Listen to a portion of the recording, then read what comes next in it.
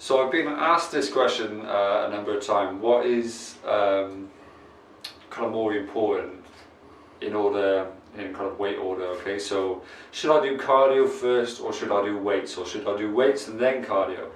And ultimately, it all comes down to your goal. Okay, what do you want to achieve as a person? What do you want to achieve as an athlete?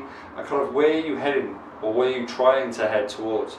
Okay, if you're a powerlifter and you kind of want to develop a lot of strength, then performing cardio effectively before it is kind of really zapping your energy levels. You know, so imagine you've got kind of an energy bar and you're doing your cardio before it. You're kind of really taking those levels away from you. So effectively, when it comes down to your weightlifting, and you're already fatigued, what is the quality of those lifts going to be like? And that's kind of really the type of question you've got to ask yourself. If you're trying to look at developing your kind of endurance for weightlifting, because you're doing an endurance weightlifting event, kind of like similar to CrossFit, whether you're doing a multi-stage event and you're kind of really looking at kind of building strength for the later stages of that event. So if you're doing like a Tough Mudder, for example, and you need to know how good you'll be towards the later stages of doing pull-ups, climbing across, doing swing ropes and climbing up ropes, or kind of those type of things, then yeah, sure, add in cardio before it and really tiring yourself out so you can really test those measures and those metrics in the sense of how good and how strong you are and how technically sound you are when you are tired. Then yeah, that's perfect, and that's really going to benefit you.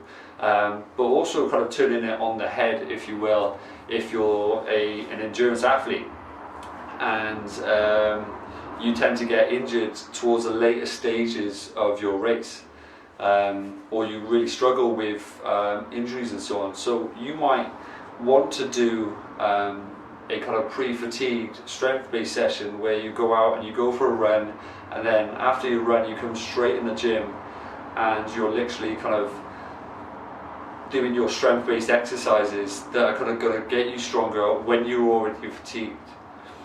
That being said, if you're looking to gain muscle, strength, size in any sort of perspective, it's kind of really the opposite of what you want to do.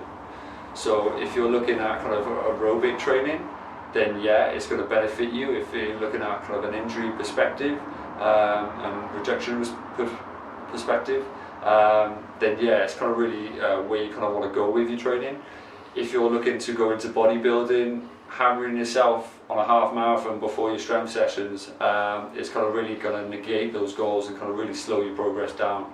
And those type of cardio elements, if you will, you're kind of doing low aerobic work, kind of burning fat, focusing towards your kind of competition preparation. And you kind of want this kind of, research has suggested about a 6-hour window between your weight session and your cardiovascular session. So for example, that's why most bodybuilders will start doing 2 a days, building up to a competition where they're doing their weights in the morning when their testosterone levels are a lot higher because they've built up through the night. Going into potentially it fasted, so they're able to kind of burn fat and hold that ketosis state whilst they're doing the weight session. And then later throughout the day they're going to then do a low intense cardiovascular exercise where they might go for a walk, they might go across on the elliptical trainer, on the bike, and do a kind of very low level aerobic workout where they're not going into their anaerobic and using the muscle fibers that they used earlier in the morning. They're kind of recovering, and what it does, it kind of really helps their recovery and also kind of break down the body fat that they have within them.